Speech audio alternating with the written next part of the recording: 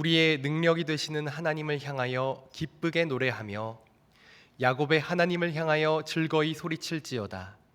시를 읊으며 소고를 치고 아름다운 수금에 비파를 아우를지어다. 초하루와 보름과 우리의 명절에 나팔을 불지어다. 하나님은 영이시니 예배하는 자가 영과 진리로 예배할지니라. 아멘.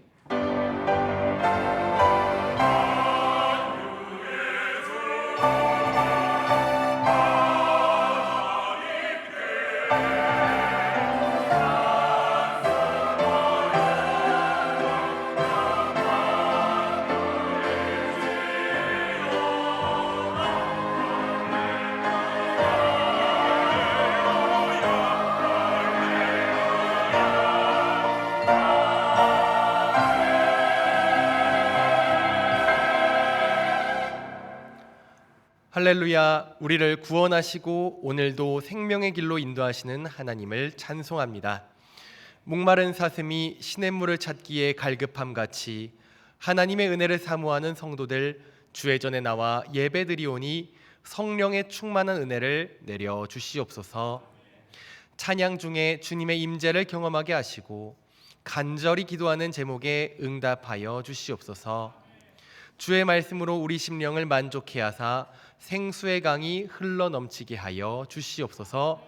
예수님의 이름으로 기원하옵나이다. 아멘.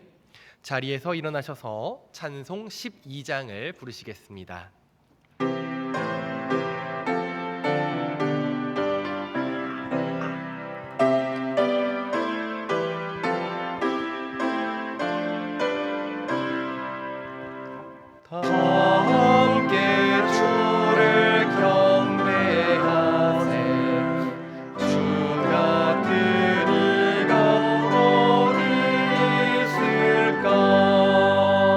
주 앞에 차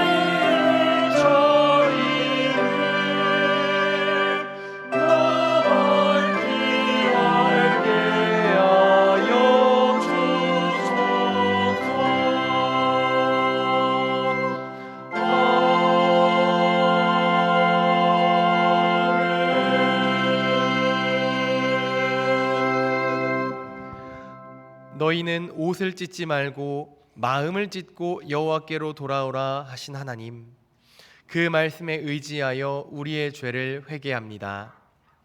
하나님, 우리는 주 앞에 정결하지 못했습니다. 마음에 세상 정욕이 가득하여 육신의 소욕이 이끄는 대로 살았습니다. 말씀에 순종하는 신앙의 본을 자녀들에게 보이지 못했고, 세상에서 잘 되고 성공하는 것을 목표로 삼게 하며 그들의 영혼을 생명의 길로 이끌지 못했습니다. 우리와 자녀들의 영혼이 세상 죄악에 병들어가는데도 그것을 심각히 여기지 않으며 무심하였습니다. 하나님, 우리의 허물을 용서해 주시고 돌이켜 고침받아 생명의 길을 걷게 하여 주시옵소서. 이제 자비하시고 신실하신 하나님의 은혜를 구하며 우리의 죄악을 내어놓고 침묵으로 참회의 기도를 드립니다.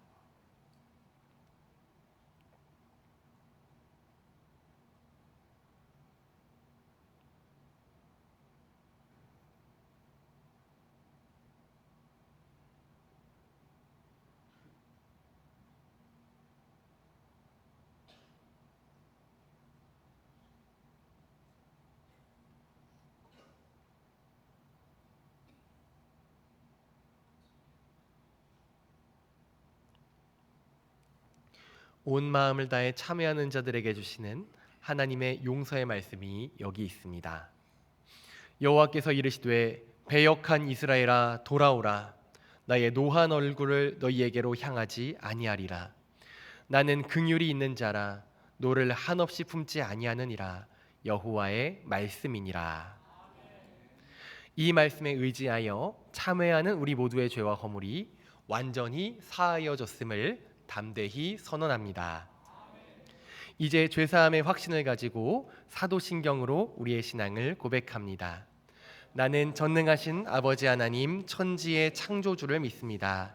나는 그의 유일하신 아들 우리 주 예수 그리스도를 믿습니다. 그는 성령으로 잉태되어 동정녀 마리아에게서 나시고 본디오 빌라도에게 고난을 받아 십자가에 못 박혀 죽으시고 장사된 지 사흘 만에 죽은 자 가운데서 다시 살아나셨으며 하늘에 오르시어 전능하신 아버지 하나님 우편에 앉아 계시다가 거기로부터 살아있는 자와 죽은 자를 심판하러 오십니다. 나는 성령을 믿으며 거룩한 공교회와 성도의 교제와 죄를 용서받는 것과 몸의 부활과 영생을 믿습니다. 아멘.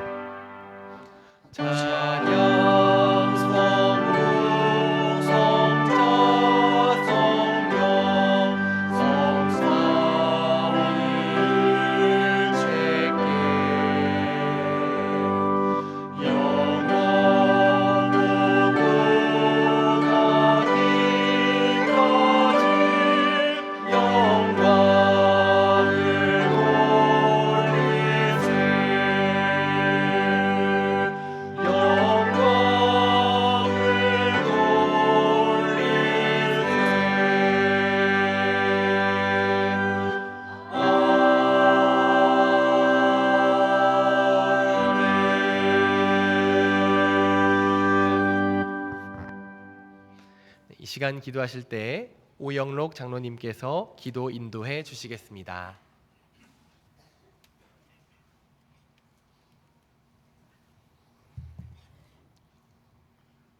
사랑과 긍휼의 하나님 아버지, 한여름의 폭염 가운데에서도 저희들을 지켜주시고 매 순간을 감사로 살아가게 도우시며 하나님 아버지의 살아 역사하심을 저희들의 삶을 통해 나타내시는 하나님 한 분만을 찬양하며 주일 아침 정결한 마음을 지니고 예배의 자리로 인도하신 크신 은혜를 감사드립니다.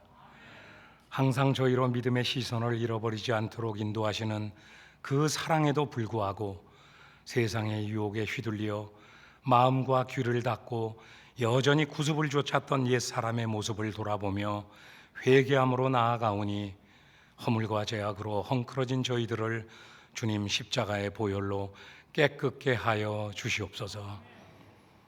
가을의 문턱에서 시작하는 교회 하반기 계획된 사역들을 통하여 모든 상현의 성도들이 하나님 아버지의 섭리와 사랑을 알아가며 견고한 믿음의 열매를 맺어가며 영혼을 구원하고 예수 제자 삼는 귀한 사명을 이루어갈 수 있도록 인도하시옵소서.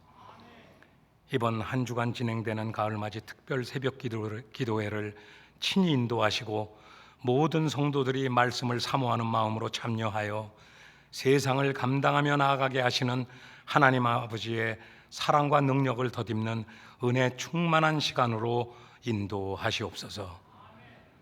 무더운 날씨에도 은혜 가운데 귀한 시간으로 섬겨진 교육교회 여름 수련회와 성경학교를 통하여 상현의 다음 세대들이 가치관이 혼란스러운 세상에 맞서 시대적 사명을 감당하는 주의 거룩한 군사들로 다시 한번 이 나라의 부흥을 이루어가는 십자가 군병들로 일어나게 하옵소서. 윤여한 담임 목사님과 가정을 지켜주시고 맡겨진 사역을 감당함에 부족함이 없게 하시며 함께 동역하시는 부목사님, 전도사님과 그 가정들도 항상 기쁨과 감사로 넘치는 은혜의 삶으로 인도하시옵소서. 목사님과 함께 교회의 사역을 돕는 장로님들의 건강과 삶을 또한 지키시고 항상 섬김으로 교회를 든든히 세워가는 당회원들이 되게 하옵소서. 역사의 주관자이신 하나님 아버지, 끊이지 않는 전쟁으로 고통 가운데 있는 분쟁 국가들의 국민들을 불쌍히 여기시고 그 땅에 조속히 전쟁이 그치고 평화가 정착되어 비극적인 상황들이 종식될 수 있도록 역사하여 주시옵소서. 이 나라의 남북 간 갈등으로 일어나고 있는 전쟁의 위협이 더 이상 지속되지 않게 하시고 모든 성도가 복음으로 하나 되는 놀라운 역사를 기대하며 기도하게 하옵소서.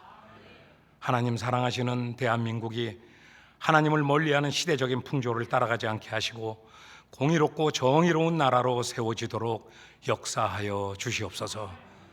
세상 끝날까지 복음 증거의 사명을 이루어가고 있는 선교사들과 가족들을 기억하시고 모든 위험과 고난을 감당하기에 전혀 부족함이 없는 힘을 주셔서 주신 사명을 능력으로 이루어가게 하옵소서. 이 시간에도 많은 기도의 제목을 가지고 나와 하나님께 간구하는 주의 자녀들을 기억하시고 언제나 가장 좋은 것, 가장 선한 것으로 응답하시며 위로하시는 하나님 아버지의 손길을 경험하는 은혜의 시간으로 채워 주시옵소서. 아름다운 찬양으로 하나님 아버지께 영광을 올려드리는 할렐루야 찬양대원들의 찬양의 고백을 흠양하시며 올려드리는 찬양의 향기 속에 모든 성도의 마음과 이 성전에 하나님의 은혜로 가득 넘치는 은혜가 있게 하옵소서. 말씀을 전하시는 목사님 능력의 팔로 붙들어 주셔서 선포되어지는 말씀 위에서 성령 하나님의 충만한 임재를 경험하며 구원의 기쁨을 누리는 은혜의 시간이 되게 하옵소서. 우리의 선한 목자가 되시며 길이요 진리요 생명이신 예수님 존귀하신 이름으로 기도드립니다. 아멘.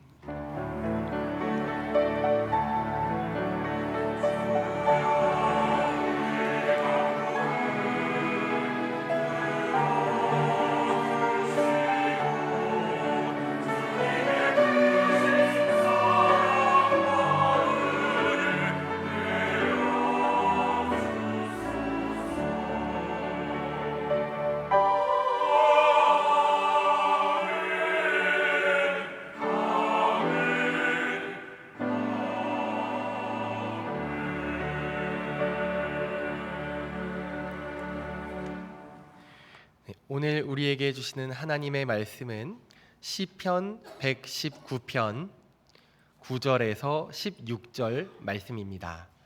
구약성경 891면입니다.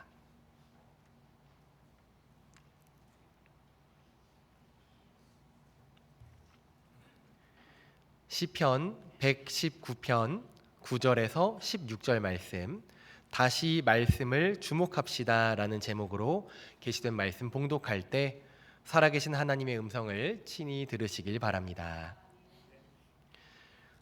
청년이 무엇으로 그의 행실을 깨끗하게 하리이까? 주의 말씀만 지킬 따름이니이다. 내가 전심으로 주를 찾았사오니 주의 계명에서 떠나지 말게 하소서. 내가 주께 범죄하지 아니하려 하여 주의 말씀을 내 마음에 두었나이다. 찬송을 받으실 주 여호와여, 주의 율례들을 내게 가르치소서. 주의 입의 모든 규례들을 나의 입술로 선포하였으며 내가 모든 재물을 즐거워함 같이 주의 증거들의 도를 즐거워하였나이다. 내가 주의 법도들을 작은 소리로 읊조리며 주의 길들에 주의하며 주의 율례들을 즐거워하며 주의 말씀을 잊지 아니하리이다. 아멘. 이는 하나님의 말씀입니다. 이 시간 할렐루야 찬양대가 찬양으로 하나님께 영광 돌리시겠습니다.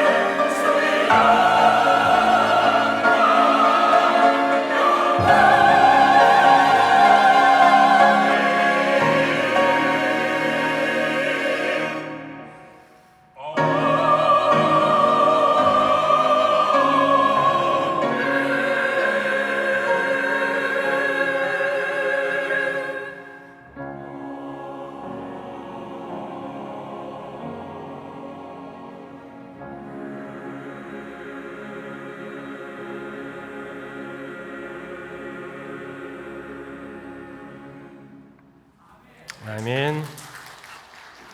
감사합니다. 우리 하나님 크신 영광 받으신 줄 믿습니다. 다시 한번 큰 박수로 하나님께 영광 돌리고 찬양대 축복합니다. 감사합니다. 수고하셨습니다. 사랑하는 성도 여러분, 한 주간 하나님의 은혜 안에 평안하셨습니까? 새로운 날을 주시고 또 첫날을 주일로 허락하신 하나님께 감사드립니다. 우리 옆에 계신 또 뒤에 계신 성도님들 함께 인사 나누겠습니다. 말씀 안에 생명의 길이 있습니다.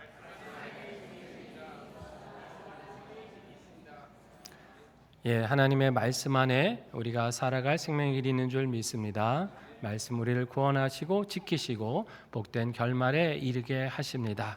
이 사실을 믿고 말씀 안에 늘 살아가셔서 우리 하나님이 함께 하시는 기쁨과 은혜를 충만히 누리시기를 주의 이름으로 축복합니다.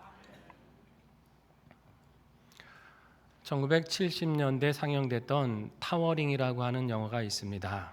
기억하시는 분들도 계실 겁니다. 지금도 재난 영화를 거론할 때 한 번쯤은 꼭 언급되는 유명한 영화인데요. 더글라스 로버츠라고 하는 건축 설계사가 자신이 설계한 이제 초고층 빌딩이 완성된 후에 그 파티에 초대를 받습니다.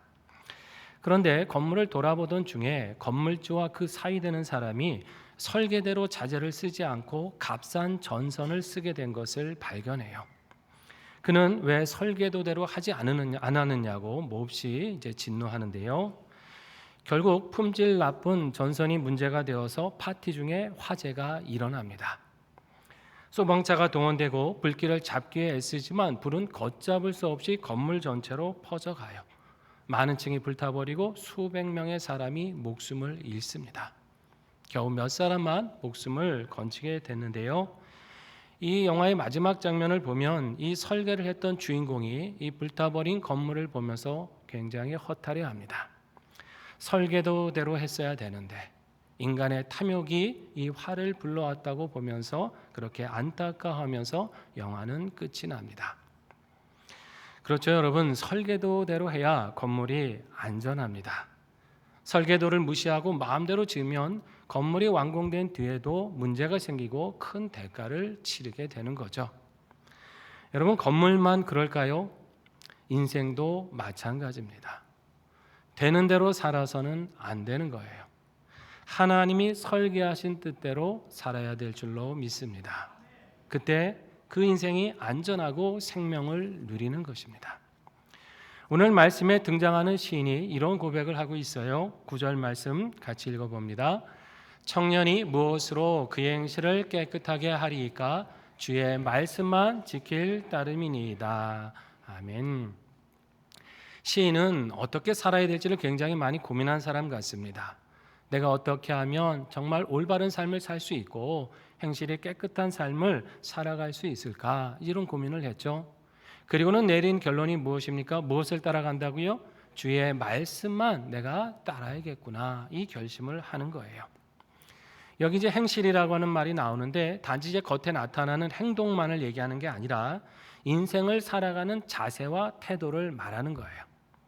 인생의 방향이 하나님 보시기에 바르고 그의 삶의 전반이 하나님께 인정받을 만한 삶의 태도냐, 이거를 말하는 것입니다. 특히 이 시인은 이 청년의 때부터 이런 삶을 살기를 고민하고 결단하고 있죠. 여러분, 이 청년이라고 하는 특징은 무엇입니까? 젊음이죠. 이 여러 가지 이 젊음의 특징이 있겠지만은 무엇보다 그 힘, 꿈과 열정이라고 할 수 있어요. 에너지가 넘치는 때 아닙니까? 모든 것이 할 수 있을 것 같은 그 가능성이 무한한 때, 바로 이때가 청년의 때죠. 동시에 그렇게 활력이 충만하기 때문에 그만큼 감정과 정욕에 쉽게 휩쓸릴 수 있는 시기이기도 합니다. 유혹에 약할 수 있다는 거예요. 이 시기에 죄를 멀리하고 자신이 가진 힘과 열정을 바르게 쏟는다면 그 인생은 분명 아름답게 되고 그 인생은 복된 결말에 이르게 될 거예요. 반면에 자신이 지닌 젊음과 힘이 정욕에 휘둘리고 허탄한 일에 소진된다면 그의 인생은 허무와 절망으로 달려갈 수도 있습니다. 한마디로 청년의 때는 기회이면서 위기예요. 자, 시인은 이것을 어떤 기회로 삼으려고 하는 것입니까? 이것을 기회로 삼으려고 하는 것이죠. 하나님 앞에 자신의 행실을 깨끗하게 하는 기회, 그래서 자신의 인생이 아름답고 복되게 결론 내리기를 그렇게 원하는 그 좋은 기회로 그는 삼고자 하는 것이에요. 왜냐하면 하나님의 뜻대로 살아갈 때 자신의 인생이 복된 것을 깨달았기 때문입니다. 그렇습니다, 여러분. 우리 인생은 누가 지으신 겁니까? 하나님이 지으셨죠. 하나님이 창조하셨고 하나님이 생기를 주셨고 우리 인생이 어떻게 살아야 가장 복된지 하나님이 다 설계해 놓으셨어요. 인생은 창조주 하나님의 뜻대로 살아갈 때 그 인생이 복된 결말에 이르게 되는 것입니다. 그런데 많은 사람들이 이 복된 길을 알지 못한 채 어떻게 살아갑니까? 하나님의 계획대로 살아가기보다 자신의 욕망대로 살아갑니다. 세상이 유혹하는 대로, 자신의 욕심대로 이끌려 살아가요. 무한한 가능성을 가진 이 젊음의 때에 죄악된 길에 들어서고 잘못된 길에 빠지면서 청춘을 낭비합니다. 그러면서 그 소중한 자신의 미래를 어둡게 하는 그런 우를 범하기도 하는 거예요. 여러분, 최근 뉴스를 통해 다 보셨겠지만 지금 우리나라의 많은 청소년들이 딥페이크 성범죄에 연루되어 있다고 하는 소식 잘 아실 것입니다. AI 기술로 영상과 이미지를 막 이렇게 조작해서 일반인들을 대상으로 이 가짜 음란물 영상을 만들어 유포하는 범죄 아닙니까? 전 세계적으로 이 딥페이크 성범죄 피해자 중에 절반이 넘는 53%가 우리 한국인 여성들이라 그래요. 그만큼 우리나라 이 범죄가 심각하다는 거예요. 이 범죄물을 만드는 방에 접속한 한국인이 22만 명이 넘는 것으로 지금 추산을 하는데요. 이것도 놀랍지만은 성범죄 가해자의 76%가 10대 청소년들입니다. 고등학생은 물론이고 중학생들도 포함되어 있어요. 학생들이 선생님을 범죄의 대상으로 여기고 친구가 친구를, 심지어 오빠가 여동생을 범죄의 대상으로 삼는 세상이 되었습니다. 누가 언제 나를 이 범죄의 대상으로 삼을지 모르는 정말 불안과 불신의 시대가 된 거예요. 외신들도 그게 충격을 받은 것 같습니다. 한국이 원래 그런가 보다 했다가 이번에 이 사실을 알고 놀라운 보도들이 나옵니다. 외신들이 그렇게 전해요. 한국은 오랫동안 불법 촬영 공화국으로 불렸는데 이젠 딥페이크 공화국이 되었다. 한국은 이런 일이 이미 일상적인 일이 되었다라고 보도합니다. 그러면서 이렇게 된 이유 중에 하나를 한국 청소년들이 이 컴퓨터나 스마트폰 등의 최신 기술이 아주 해박하기 때문에 이런 범죄에 손쉽게 빠져든다고 진단하고 있습니다. 여러분, 우리나라 이 컴퓨터를 다루는 기술이요 세계적인 건 아시죠? 게임 했다 하면 한국인 청소년들이 다 휩쓸어 버립니다. 상대가 안 된다예요. 예전에는 일상생활에서 음란물 접한다는 게 그렇게 쉽지가 않았어요. 그런데 지금 어떻습니까? 인터넷만 열면 손 안에 든 스마트폰을 통해서도 쉽게 접하고 있잖아요. 어린 자녀들에게까지 무분별하게 이게 송출이 되는 거 아닙니까? 문제는 뭐냐면 잘못된 것을 거를 틈조차 없이 어린 자녀들이 무분별하게 이 유해한 콘텐츠에 노출되고 있다고 하는 거예요. 부모도 다 알지 못하는 사이에 노출이 되고 있습니다. 이미 많은 전문가들이요 이걸 다 우려했어요. 경고까지 했습니다.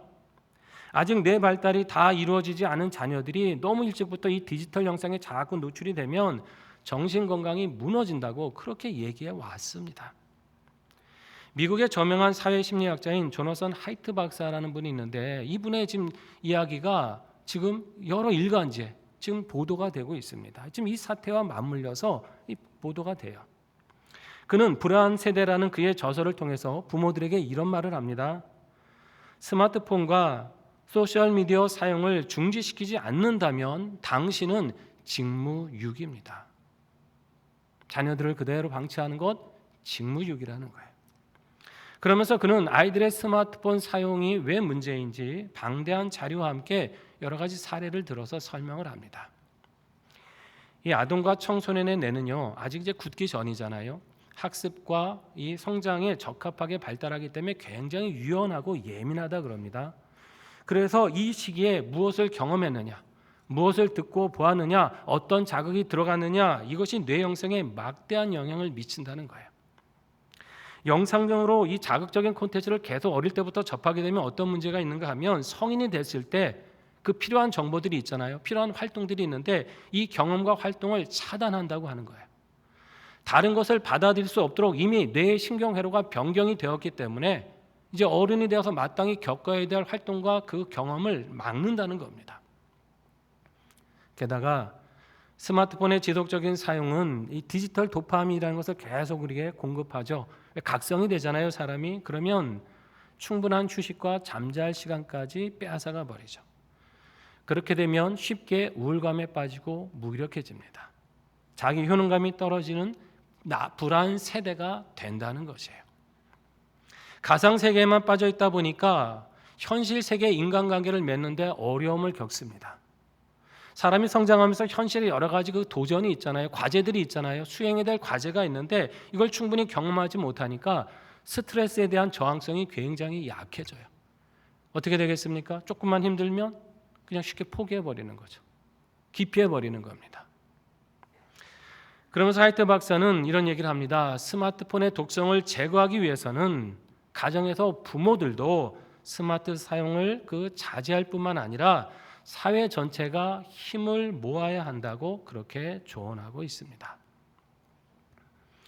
여러분, 실제로 이 스마트폰이 개발되고 보급된 2010년 이후부터 미국 청소년들의 우울증과 정신질환자가 급증하고 있다고 하거든요.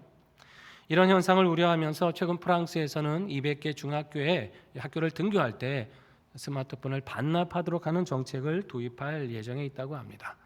프랑스만이 아닙니다. 독일, 이탈리아, 네덜란드, 영국 같은 나라도 어린 학생들의 이 스마트폰 사용을 자제시키고 금지하는 정책들을 시행하고 있습니다. 여러분, 이게 뭐 남의 나라 얘기입니까? 아니죠. 이게 우리의 이야기예요. 어쩌면 우리가 더 심할 수 있습니다. 여러분, 뭐 이런 시대에 다 그런 문명이 그런 거 아니냐 이렇게 방치할 수 있을까요? 우리 부모 세대는 자녀들의 그 영혼에 더 깊은 관심을 가져야 됩니다.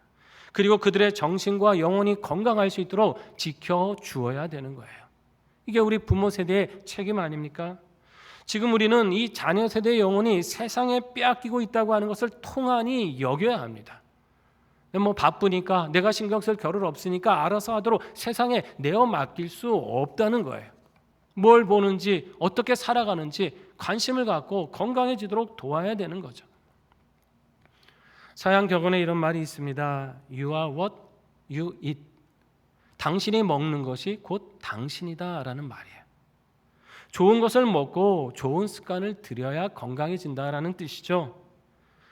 사람은 먹는 것에 영향을 받고 듣는 것에 영향을 받고 보는 것에 영향을 받을 수밖에 없습니다.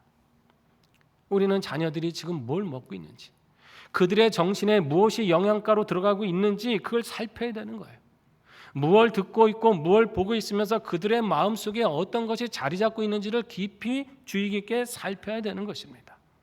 그리고 말씀을 먹고 그 영혼이 건강해지도록 도와야 되는 거죠.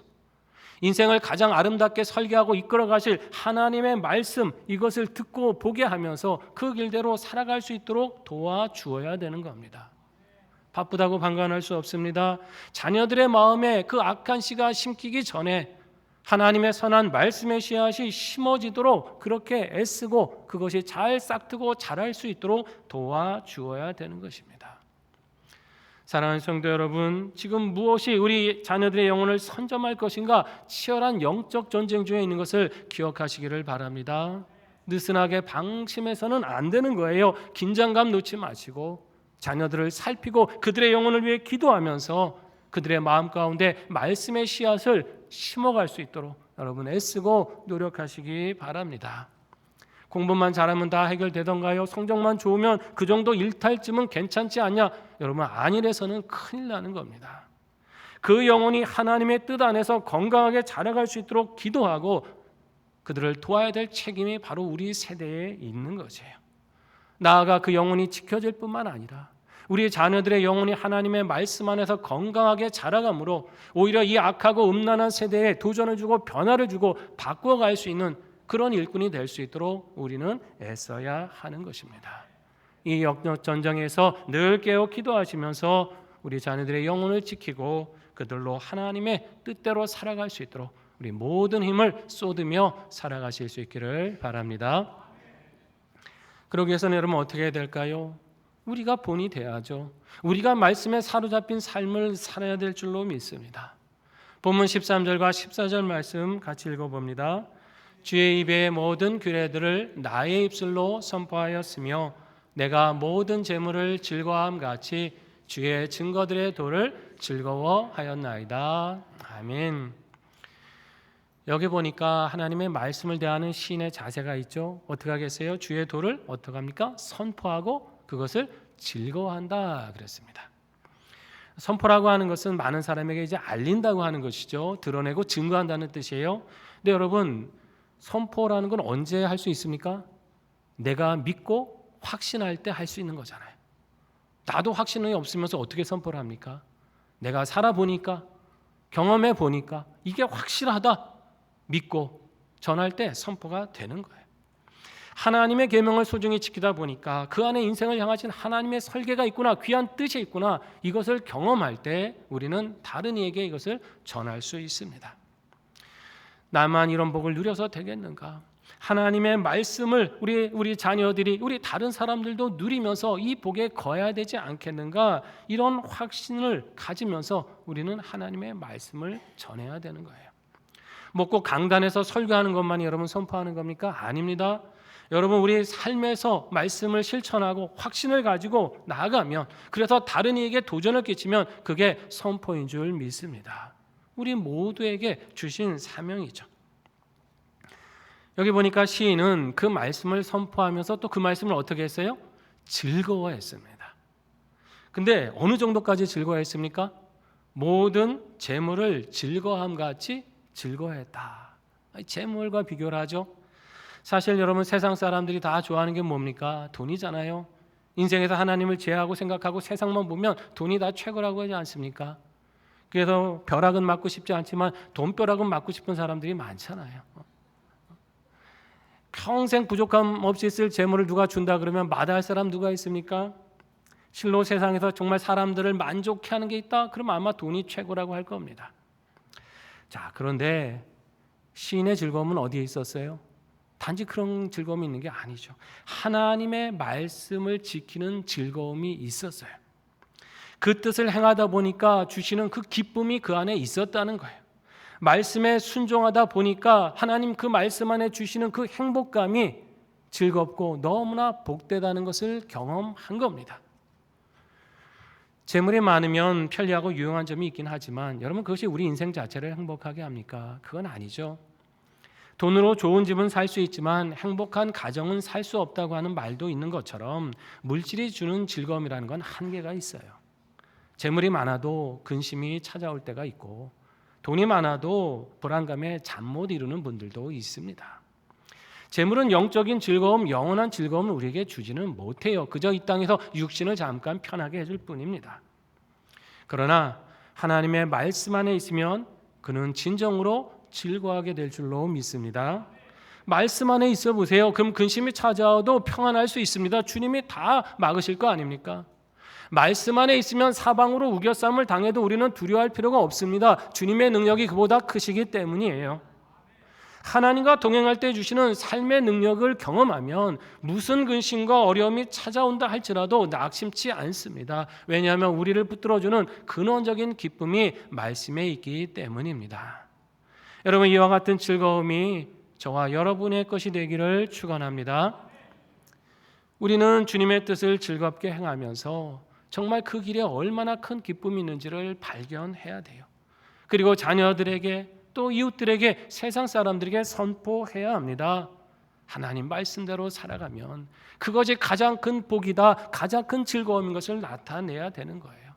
세상에 줄 수 없는 그 어떤 기쁨도 하나님은 주실 수 있다. 이것을 우리가 누리고 전하면서 살아가야 합니다. 그런 삶을 살기 위해서는 여러분 어떻게 해야 됩니까? 우리가 매일같이 말씀과 동행해야죠. 그 말씀 사모하며 하나님 주신 계명을 즐겁게 지키며 살아야 합니다. 본문 15절 16절에 뭐라 하십니까? 같이 읽어볼까요? 내가 주의 법도들을 작은 소리로 읊조리며 주의 길들에 주의하며 주의 율례들을 즐거워하며 주의 말씀을 잊지 아니하리이다. 아멘. 여기 보니까 하나님의 말씀을 대하는 네 가지 태도가 있죠. 동사가 몇 가지 나옵니까? 네 가지로 나와요. 먼저는 말씀을 어떻게 해요? 읊조린다 그랬습니다.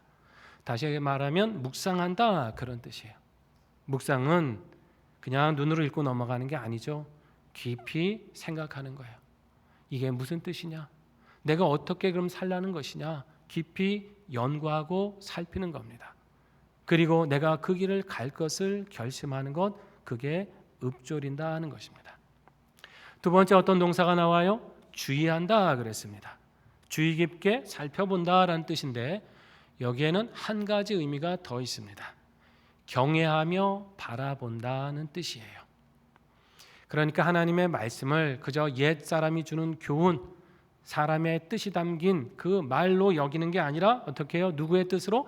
거룩하신 하나님의 계명으로 소중하게 여기면서 두렵고 떨리는 마음으로 받는 겁니다. 세 번째는 어떻게 합니까? 즐거워한다고 했죠. 말 그대로 말씀을 사랑하고 기뻐한다는 거예요. 억지로 아니라 막 두려워서가 아니라 이거 안 지키면 하나님이 벌 주시겠지 이런 마음 때문이 아니라 나를 사랑하신 하나님이 내 인생에 가장 좋은 길을 계획해 놓으셨는데 내가 마땅히 그 길을 가야지, 마땅히 주님을 기쁘시게 해야지, 이런 자발적인 순종으로 나아가는 것이 즐거워하는 것입니다. 마지막 네 번째는 뭐라고 합니까? 잊지 않을 것이다 라고 그랬어요. 사람이 왜 하나님을 자꾸 떠나면서 죄악으로 향합니까? 잊기 때문이에요. 하나님의 말씀을 잊고 그 은혜를 잊기 때문입니다. 하나님이 나를 얼마나 사랑하시는지 알면 쉽게 죄에 빠질 수 없죠. 하나님이 내 인생에 얼마나 복된 길을 예비해주고 계신지를 알고 있다면 우리가 하나님을 쉽게 등질 수 없습니다. 그런데 그 사랑을 잊어요. 나를 향한 하나님의 계획을 자꾸 잊어버립니다. 자꾸 잊으니까 하나님을 등집니다. 하나님께 시선이 가 있지 않고 세상에 시선이 가 있고 내 욕심에 자꾸 시선이 가니까 말씀을 저버리게 되는 거예요. 그렇게 시인은 이것을 잊지 않으려고 부단히 애쓴 거죠. 내 인생을 가장 복되게 하실 하나님의 말씀을 나는 잊지 않고 붙들겠다. 나는 그 말씀을 날마다 읊조리면서 묵상하겠다. 나는 그 말씀의 뜻을 주의 있게 살피면서 내가 순종하고 기쁜 마음으로 자발적으로 그 말씀에 순종하겠다. 이걸 스스로에게 결심하고 다짐한 것입니다. 왜냐하면 그 길에 인생의 안전한 길이 있고 자신의 인생의 가장 복된 결말이 그 말씀 안에 있는 것을 확신했기 때문입니다. 사랑하시는 우리 상인의 성도 여러분, 이 시간 우리도 이러한 결단을 이루시기를 바랍니다. 나는 하나님의 말씀을 늘 묵상하겠습니다. 그 뜻을 주의 있게 살피겠습니다. 그 은혜를 잊지 않고 기쁨으로 순종할 것을 결단합니다. 이 믿음으로 나아가십시오. 말씀 안에 인생의 가장 복된 길이 예비되어 있습니다. 하나님께서 말씀 안에 다 설계해 놓으셨어요. 그 길을 따라갈 때 그 길이 안전하고 생명이 있는 것입니다. 우리와 자녀들이 그 길 안에 거하면 세상의 모든 악에서 건짐을 받게 되는 거예요. 뿐만 아니라 악하고 음란한 세대를 도전하고 변화시킬 수 있는 하나님의 존귀한 일꾼이 될 줄로 믿습니다. 악하고 음란한 이 시대에 우리의 마음이 참으로 탄식이 나오고 아프지만은 여러분 낙심하지 마시고 다시금 하나님의 말씀에 주목하시기를 바랍니다. 우리와 자녀들을 살리는 그 능력, 어그러진 세대를 고치게 하는 그 능력, 그것이 말씀 안에 있음을 믿고 붙들고 행하며 살아가시기를 바랍니다. 이러한 결단으로 하나님의 말씀을 양식 삼아 우리와 자녀들의 영혼을 굳건히 지키시고 우리 주께서 허락하시는 생명의 풍성함과 형통한 인생길을 걸으시는 우리 모두가 되시기를 주의 이름으로 축원합니다. 기도하겠습니다. 우리 말씀 생각하며 결단하며 나아갑니다. 하나님, 악하고 이 음란한 시대에 다시금 주님의 말씀을 주목합니다. 그 말씀 양식 삼아 즐겁게 순종케 하셔서 세상의 모든 악에서 건짐받고 하나님께서 주시는 생명과 형통함의 은혜를 누리게 하여 주시옵소서. 함께 반주에 맞추어 결단하며 나아갑니다. 아버지 하나님 감사드립니다. 오늘도 주의 말씀으로 주신 이 도전과 은혜를 우리 안에 그 영혼에 깊이 간직하며 나가게 하여 주시옵소서. 청년의 때의 말씀으로 하나님 우리 행실을 깨끗하게 해낼 텐데 이 땅의 많은 젊은이들이 하나님 잘못된 길 어그러진 길 가면서 그 영혼이 파멸내기로 가는 하나님 그 길을 걸어가고 있습니다. 하나님 이 시대를 가슴 아파하며 간구하오니 하나님 고쳐주시고 변화시켜 주시옵소서. 새롭게 하여 주시옵소서. 우리 믿음의 사람들이 깨어 기도하는 일꾼 되게 하시고 빛된 일꾼 되게 하여 주시옵소서. 하나님의 말씀만이 우리 인생의 아름다운 설계를 이루어 가시는 것을 알게 하셔서 다시금 그 말씀에 주목하여 말씀을 읊조리며 주의 깊게 살피며 즐겁게 행하며 하나님을 잊지 않는 삶을 살아갈 수 있도록 은혜를 더하여 주시옵소서. 그 믿음을 주시길 원합니다. 하나님, 그런 마음으로 하나님 우리가 그때 선포하게 하시고 이제 하나님의 역사 은혜 안에 있을 때 그것을 감당하게 도와주셔서 다른 이들에게 전파하고 자녀들을 지키며 세상에 선포하여 도전을 주고 변화를 줄 수 있는 삶을 살아갈 수 있도록 인도하여 주시옵소서. 우리 그러한 결단에 우리 하나님께서 능력으로 함께 하시고 붙잡아 주실 줄 믿습니다. 하나님, 이 악하고 음란한 시대를 긍휼히 여겨 주시옵소서. 우리가 이 시대에 다시금 하나님의 말씀을 주목합니다. 그 말씀 양식 삼아 즐겁게 순종케 하심으로 세상의 악에서 보호받게 하시고 하나님 주시는 생명과 형통함을 누리게 하여 주시오며 더 나아가 이 세상을 말씀으로 변화시켜가는 능력의 일꾼으로 살아가게 하여 주시옵소서. 예수님의 이름으로 기도드립니다. 아멘. 찬송가 200장 함께 부르시겠습니다.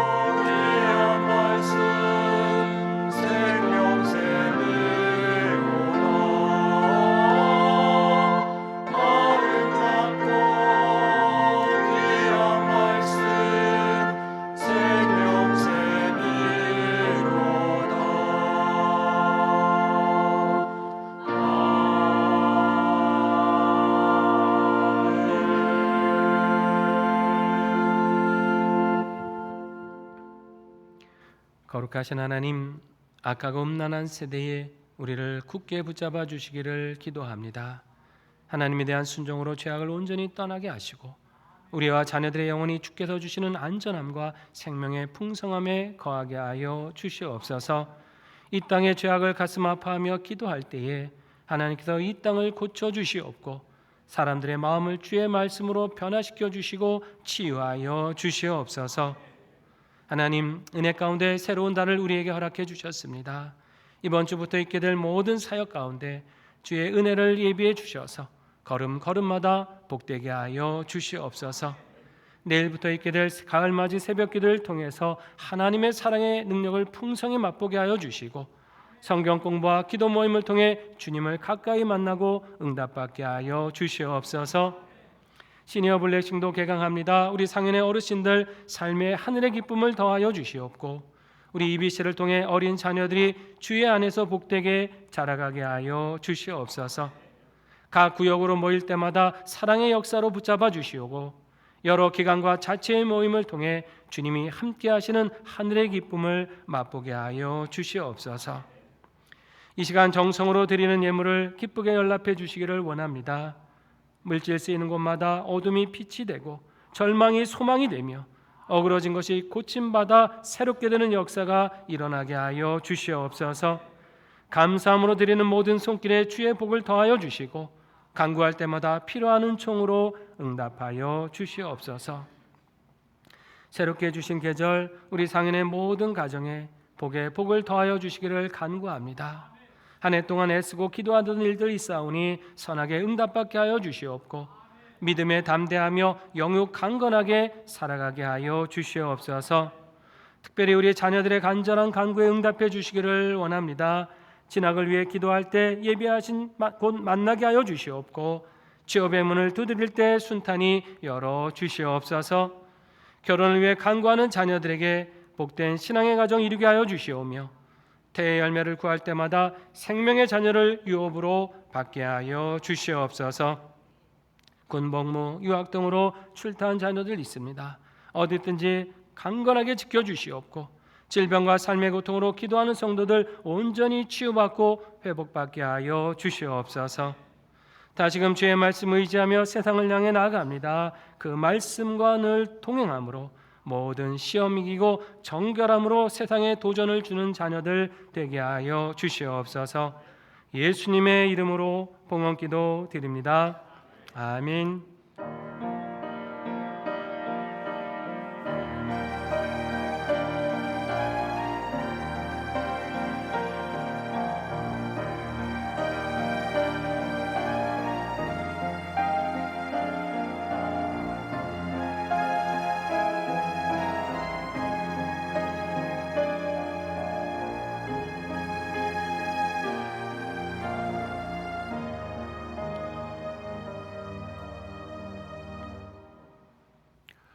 귀하고 복된 날 우리 상현의 한 가족이 되신 새 교우를 소개해 드리겠습니다. 호명하게 되면 잠시 자리에서 일어나 주시면 감사하겠습니다.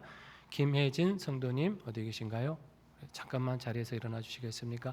여러분 큰 박수로 환영하고 축복하겠습니다. 환영합니다. 축복합니다. 네, 상현교회 통해서 복된 믿음 생활 이루시기 바랍니다. 예, 앉아 주십시오. 교회 소식 전해드립니다. 우리 이제 새로운 달인데요. 우리 내일부터 가을맞이 새벽기도회가 있습니다. 월요일부터 금요일 오전 5시 30분에 이 자리에서 모이겠습니다. 하나님 사랑 안에 거하는 능력이라는 주제를 가지고 월요일에는 깨끗하게 하시는 능력, 화요일 형제의 사랑의 능력, 수요일 죄를 떠나는 능력, 목요일은 두려움을 내쫓는 능력, 금요일 세상을 이기는 능력이라는 제목으로 함께 말씀 나누겠습니다. 이번 새벽 기도에는 우리 또 여러 찬양단이 함께 찬양으로 준비해 주실 거고요. 또 각 부서 임원들께서 기도로 함께 준비해 주시겠습니다. 여러분 사모하는 마음으로 나오셔서 또 하반기를 은혜 가운데 시작하시기를 바랍니다. 9월 월삭 온가족 기도회는 따로 모이지 않고요. 특별 새벽 기도회로만 모이도록 하겠습니다. 상현 바이블 아카데미 이번 주 개강합니다. 5일 목요일 반 개강하고요. 7일은 토요 반, 8일 주일 반이 개강하는데요. 특별히 토요 반과 주일 반은 교재가 있습니다. 신청하신 분들은 1층 사무실에 가셔서 교재를 수령해 가주시기를 바랍니다. 가을 학기 교회 사역 개강 안내해 드립니다. 블레싱 맘은 이번 주 화요일입니다. 오전 10시 30분 6층 미션으로 해서 모입니다. 우리 어르신들 시니어 블레싱 모임도 이번 주 4일 수요일 오전 10시에 6층 미션으로 해서 시작이 됩니다. 구역장 성경 공부는 9월 4일 수요일 예배 후에 모이고요. 또 이번 주부터 구역 모임이 시작됩니다. 우리 자녀들 EBC 성경클럽은 다음 주일입니다. 8일 오후 1시 30분 1층 드림홀에서 개강하고 시작하도록 하겠습니다. 9월 식당 봉사는 믿음교구 식구들께서 감당해 주실 텐데요. 수고에 감사드립니다. 교우 소식입니다. 결혼하는 가정이 있습니다. 믿음교구의 정효 집사님, 이승영 권사님 가정의 장남인 정재호 군이 이번 주 토요일입니다. 7일 오후 4시 40분에 하계동에 있는 테라리움 서울에서 결혼 예식을 갖습니다. 이런 복된 가정 이루도록 많이 축하해 주시고 기도해 주시기 바랍니다. 제가 이번 주 5일 목요일에 노예 규칙부 회의, 또 인도차, 또 총회 총대 모임 참석 모임이 있어서 출타하게 됩니다. 잘 다녀오도록 기도해 주시기를 부탁드립니다. 교직원 소식입니다. 우리 새롭게 관리 집사님으로 부임해 오신 분이 계십니다. 우리 최영우 집사님이신데요. 지난 봄에 오셨던 관리 집사님이 일신상의 이유로 또 짧게 사역하시고 사임하시게 되었고요. 또 그 자리에 우리 최영우 집사님께서 오늘부터 부임하셔서 또 감당하시게 되었습니다. 우리 인사하고 들어가실 때 건강히 잘 사명 감당해 주십시오라는 마음 격려 담아서 함께 박수하겠습니다. 감사합니다. 기관 및 자체 모임 안내입니다. 안수 집사의 모임이 오늘 있습니다. 3부 예배 후에 6층 미션을에서 모입니다. 6여전대 원래는 이번 주 토요일 7일 오전 11시 1층 드림홀에서 모이고요. 권사 원래는 다음 주일 8일 3부 예배 후 12시 40분에 6층 미션홀에서 모인다고 합니다. 재직들 기억하시고 참여해 주시기를 바랍니다. 우리 한 번 더 이렇게 인사할까요? 서로 보시면서 격려하겠습니다. 말씀 안에서 승리합시다.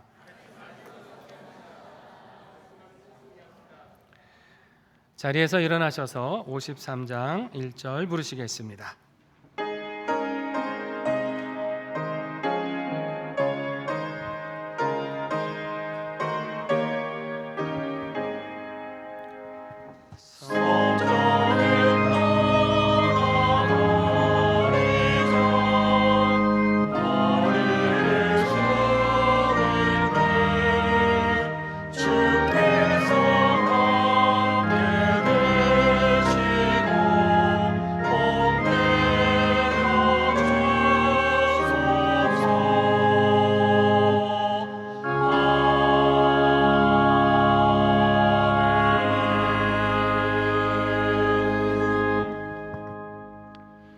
지금은 우리 주 예수 그리스도의 은혜와 하나님 아버지의 크신 사랑과 성령님의 인도하심과 교통하심이 악하고 음란한 세대에 더욱 하나님의 말씀을 주목하며 행함으로 우리의 영혼을 지키고 이 시대에 빛의 도전을 주며 살아가기를 결단하시는 사랑하시는 상현의 모든 성도들 위에와 성도들의 각 가정과 일터와 산업 위에 사랑하는 한국 교회와 우리 민족과 세계 열방 위에 이제로부터 영원히 함께 계시옵기를 간절히 축원하옵나이다.